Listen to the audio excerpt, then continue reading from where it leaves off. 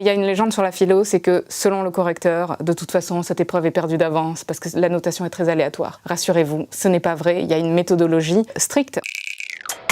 Speech.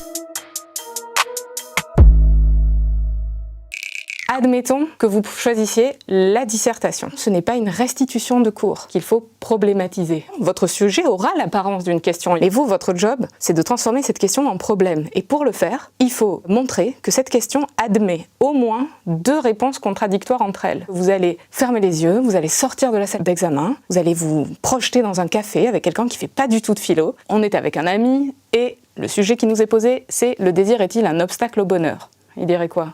Non, le désir c'est source de joie, c'est source de dynamisme, ça nous fait nous sentir vivants. Et puis quand on obtient l'objet de notre désir, est-ce qu'il n'y a pas de plus grand bonheur? Donc le désir n'est pas du tout un obstacle au bonheur. Réponse immédiate à la question posée. Vous devez faire une objection. Comment on peut détruire ça? Eh bien par exemple, on peut se dire que si on désire quelque chose, c'est qu'on manque de cette chose, et donc si on en manque, on souffre de ce manque. Et puis, peut-être qu'en obtenant l'objet de notre désir, ce sera peut-être une occasion d'être horriblement déçu. Et puis en plus, on peut ne jamais l'obtenir. Donc en fait, le désir peut être la source de notre malheur. Et voilà comment on a transformé une question en problème de façon très simple. C'est pas fini, évidemment. La deuxième astuce, c'est de considérer qu'une dissertation, c'est comme un procès géant. L'introduction, qui parle, c'est le président du tribunal et qui dit « Aujourd'hui, on va juger le cas de, bon, par exemple, le désir est-il un obstacle au bonheur ?» Les parties, ce seront les avocats. Vous allez me dire, c'est très bien, je vais au bar, je construis ma problématique, j'imagine que c'est un procès, je fais venir des avocats, mais mes avocats, qu'est-ce qu'ils doivent dire? Alors, comme un bon avocat, vos avocats vont devoir d'abord se présenter. Donc ça, c'est l'introduction de partie. Un avocat, quand il arrive, ne va pas tout de suite se mettre à donner ses arguments, il va d'abord dire pour qui il vient plaider. Ensuite, vous allez effectivement donner des arguments, vous les développez. D'ailleurs, ayez vraiment toujours le souci d'expliquer. Toujours les élèves se disent bon, bah, c'est un prof de philo, donc il est au courant. Je vais pas en faire des tonnes, je vais pas développer, il sait. Non. Comment sait-on, nous, vos correcteurs, du coup, que vous savez? Donc, votre avocat s'est présenté, il donne ses arguments. Ensuite, il va appuyer ses arguments sur des textes de loi. Les textes de loi, ce sont les philosophes. Alors, les philosophes, si vous connaissez le titre de l'ouvrage, c'est mieux. Si vous le soulignez, c'est encore mieux. Enfin, vous allez donner un exemple, parce que c'est bien aussi de montrer à votre correcteur que vous avez conscience du fait que malgré son caractère abstrait, la philosophie essaye de penser le réel. Attention, il y a une question de standing.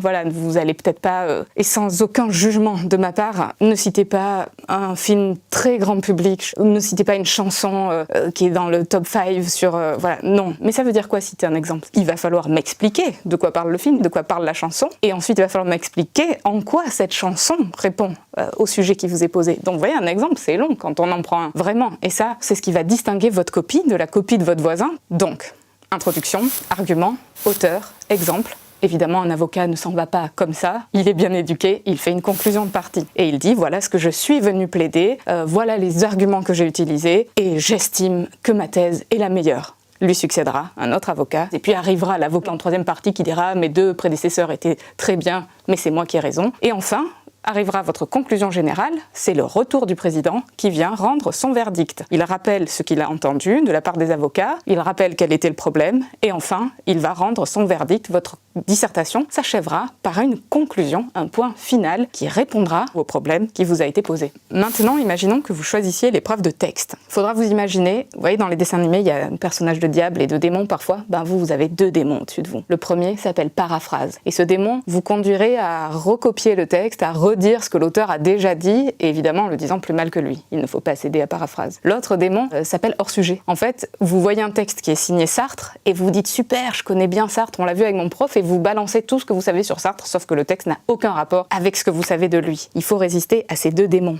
Comment? Voilà ma première astuce pour le texte. Encore une fois, il s'agit de problématiser. Imaginez que le texte que vous avez sous les yeux, c'est la copie brillante d'un candidat au bac. Alors, il n'a pas écrit beaucoup, mais c'est brillant. Ce candidat au bac s'appelle Sartre, s'appelle Kant, s'appelle Platon. Vous êtes le correcteur, sauf qu'on a oublié de vous dire le sujet de dissertation que l'auteur avait traité. Et votre mission sera de trouver le sujet de dissertation auquel répond l'auteur. Ce sujet, vous devez le formuler sous la forme d'une question, vraiment comme si c'était un sujet de disserte. Et vous faites apparaître une des notions de votre programme. Si vous arrivez à trouver ça, alors vous avez la problématique du texte. Si vous l'avez pas, c'est pas la peine d'avancer, vraiment. Prenez le temps, cherchez ça. Une fois que vous avez le problème, vous allez chercher la réponse. C'est-à-dire quelle réponse il donne à cette question-là. Attention à ne pas confondre le thème et la thèse. Ce qu'il faut chercher, c'est la thèse de l'auteur. Quelle est la réponse qu'il apporte? Le thème, enfin c'est évident, si le texte parle de la liberté, du bonheur, de la nature, de la raison, ça va de soi. Ce qui compte, c'est qu'est-ce que ce texte dit sur quelle question. Donc vous devez trouver la thèse. Et enfin, troisième chose que vous devez faire, c'est par quelles étapes l'auteur ou le candidat brillant dont vous corrigez la copie, par quelles étapes va-t-il démontrer sa thèse? Et donc vous allez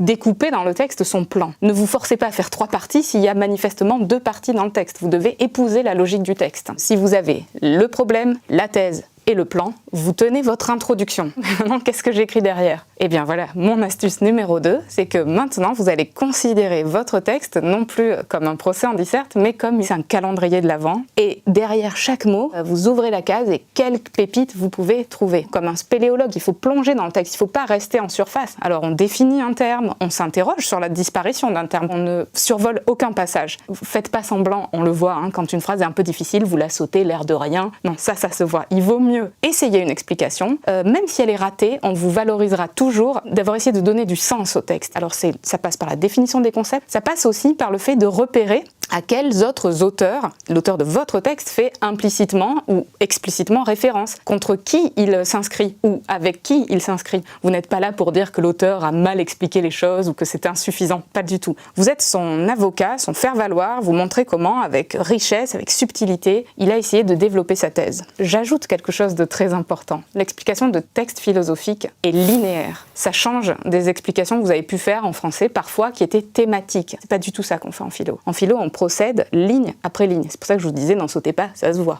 Mais, et c'est là tout l'art de l'interprète, il faudrait que dans cet ordre chronologique du texte, vous arriviez à insuffler un sens logique. C'est-à-dire que vous soyez capable d'expliquer pourquoi chaque argument, chaque concept, chaque thèse apparaît à ce moment-là, qu'est-ce qu'elle apporte à ce qui précède, comment tout ça s'articule. Vous devez tailler dans le texte, dans les bonnes lignes de jonction. Évidemment, donc votre explication de texte philosophique aura une introduction, il y aura autant de parties qu'il y en a dans le texte, chacune des parties aura son introduction et sa conclusion propre, et enfin vous aurez une conclusion générale dans laquelle vous reprendrez ce qui était la problématique du texte, la thèse, la réponse qui a été celle de l'auteur, et par quelles étapes il est passé. Et vous aurez rempli votre mission. Voilà, je crois qu'après tous ces conseils, il ne me reste plus qu'à vous dire puisse le sort vous être favorable.